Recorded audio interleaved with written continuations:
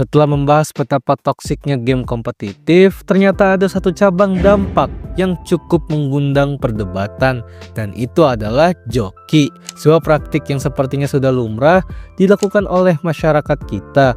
Tapi alih-alih berfokus pada joki secara universal, mari kita fokuskan joki di industri game aja. Karena nyatanya joki game sudah menjadi sebuah bisnis yang benar-benar menguntungkan.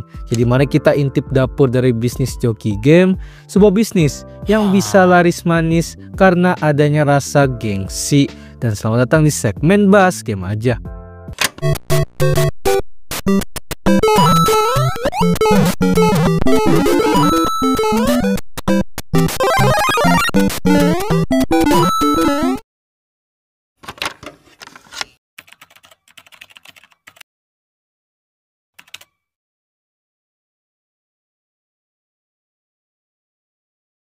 Secara harfiah, joki sebenarnya memiliki arti yang berbeda-beda tergantung konteksnya. Anggaplah contoh istilah joki kuda, joki ujian, joki skripsi, atau joki dis yang biasa disebut DJ. Walaupun secara konteks garis besarnya yaitu sama, yakni mempercayakan sebuah pekerjaan atau kegiatan tertentu ke seorang yang emang ahli di bidang tersebut atau yang emang sukarela untuk melakukan hal tersebut. Dimana di dunia nyata sendiri menjoki suatu hal itu benar-benar menimbulkan banyak perdebatan, apalagi kalau jokinya sudah masuk ke ranah-ranah yang sifatnya itu sakral alias lumayan penting untuk masa depan, seperti joki skripsi, joki ujian, dan lain-lain yang memang berhubungan dengan masa depan dan title seseorang. Bahkan secara definisi umum, joki bahkan dianggap ilegal dan perbuatan terlarang karena bisa berpotensial merugikan orang lain karena kita mencapai sesuatu tanpa usaha kita sendiri. Tapi ya lagi-lagi itu selalu saja jadi argumen yang terus diperdebatkan. Dan akhirnya mari kita lari dari kehidupan nyata yang terlalu serius ini. Kalau kita melihat di industri game, kata joki juga sudah melekat ke industri ini. Umumnya game yang bisa dijoki adalah game yang bersifat kompetitif atau game yang bersifat grinding. Joki game kompetitif biasa digunakan untuk mencapai title-title atau tujuan tertentu. Berbeda dengan joki game grinding, biasanya digunakan untuk mencapai level-level tinggi sehingga bisa mendapatkan benefit in-game yang lebih banyak. Tapi game grinding sendiri itu dijoki, ya tujuannya tetap ingin kompetitif juga. Dan dari sini melihat besarnya ranah yang game itu secara besar sifatnya kompetitif di Indonesia yang memiliki komunitas yang besar, mulai dari anak kecil bahkan ke dewasa. Tentu saja seperti yang gue bahas di video toksiknya game kompetitif yang ini, nilai jual dari game kompetitif adalah dari benefit sosialnya, sistem main bareng atau mabar, dan interaksi dengan publik random menjadi sebuah kunci sosial yang player kompetitif ini miliki. Dan dari studi kasus tadi, akhirnya muncul sebuah skenario di mana kita sebagai manusia yang memang tidak semuanya punya skill game yang pro player banget alias pas-pasan. Dan kalau sudah begitu, akhirnya sifat gengsi terhadap lingkungan sosial yang sekiranya memiliki tingkatan rank atau title skill yang lebih tinggi pasti akan ada. Saking gengsinya, banyak player pas-pasan ini gak nyaman berada di lingkungan skill elit, sedangkan dia sendiri skill sulit. Akhirnya joki game di sini muncul sebagai pahlawan, dimana tanpa perlu waktu lama akhirnya si player pas-pasan ini bisa setara atau bahkan lebih tinggi lagi title ranknya dari lingkungan sosialnya. Dan ya, itu salah satu contoh skenario kenapa bisa joki game ini ada dan diperlukan. Nyatanya masih banyak skenario lainnya seperti sibuk dengan dunia nyata, stuck in game, dan lain-lainnya.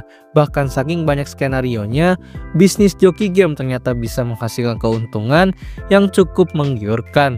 Dengan data mendapatkan 30-50 klien dalam sehari aja, dan emang tergantung harganya juga, penjoki bisa mendapatkan pendapatan kotor sebanyak 60-80 juta rupiah setiap bulannya. Karena nyatanya praktik joki game memang sudah dinormalisasi, bahkan menjadi sebuah culture untuk player-player gabut yang emang berduit. Dan harusnya ini adalah win-win solution. Kita sebagai player senang dan penjoki pun juga senang. Tapi coba kita matikan lampu sebentar dan melihat kalau di dalam kegelapan ini banyak pihak yang sekiranya cukup dibuat tidak nyaman. Bahkan developer game sendiri sampai turun tangan.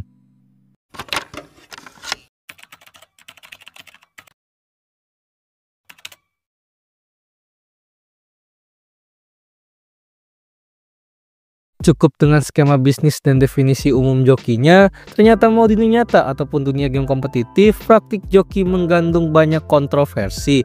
Karena ternyata di dalam game kompetitif, praktik joki game itu memang bisa merusak ekosistem di dalam gamenya itu sendiri.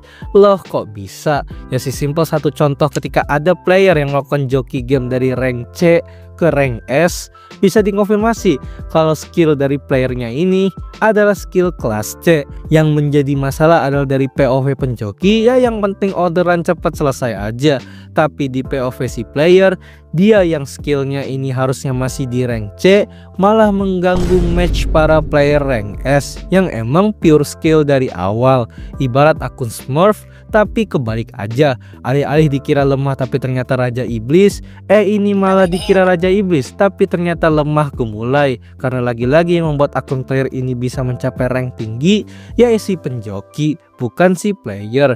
Sehingga memang mungkin nggak sampai dirugikan, tapi setidaknya praktik ini membuat banyak sekali player-player rank tinggi yang pure skillnya itu menjadi tidak nyaman. Karena udahlah capek-capek masuk rank tinggi, tapi gameplay timnya malah kayak gameplay rank kecil. Dan dari kasus ini bahkan sampai-sampai sudah banyak developer dari game kompetitifnya ini sendirilah yang mengatasi hal ini, mulai dari pembatasan rank bahkan sampai di-banned atau dihukum kecil-kecilan. Karena di dalam dunia kompetitif yang udah namanya ada unsur pay to win atau curang, ya sudah pasti bakal membuat player-player lain di game kompetitif tersebut menjadi tidak nyaman. Dan kerugian ini baru terjadi di dalam gamenya, belum lagi kerugian-kerugian yang dialami di luar game, yakni oknum dari para penjokinya sendiri. Gak jarang sekali banyak terjadi studi kasus akun player malah terkena ban dan lain-lain karena penjoki menggunakan hal-hal yang bersifat ilegal dengan akun si player, entah itu cheat, akal-akalan matchmaking dan sebagainya, agar orderannya emang cepat selesai aja. Yang pada akhirnya joki game menjadi hal yang cukup kontroversial karena dibalik industri bisnisnya banyak sekali skema-skema yang sifatnya merugikan pihak developer maupun player-player lain yang cara mainnya itu pure skill aja. Tapi di sisi lain, kesenangan orang dan rasa gengsi orang ya beda-beda. Praktik joki memang tidak bisa benar-benar disalahkan sepenuhnya, karena mereka juga bisa menguntungkan para pekerja keras 9 to 5 yang masih memiliki jiwa gamers yang tidak punya waktu main sama sekali. Jadi bagaimana dengan pendapat kalian? Silahkan kasih pendapat kalian di kolom komen. Terima kasih telah menonton video ini. Gimana? Apa kalian pernah melakukan praktik joki game atau malah joki untuk suatu hal lain di dunia nyata? Silahkan komen aja. Jadi inilah kontroversi sebuah skema bisnis joki yang memang di sisi lain ini sifatnya curang dan bisa merugikan banyak orang-orang, tapi di sisi lain bisa menguntungkan beberapa orang yang memiliki kondisi tertentu. Mau di dunia nyata ataupun game, joki memang etis nggak etis aja, alias abu-abu banget tapi mungkin condong ke hitam. Jadi kira-kira gaming culture apa lagi yang bisa kita bahas? Silahkan komen aja. Jadi jangan lupa subscribe Dazzle. Dah.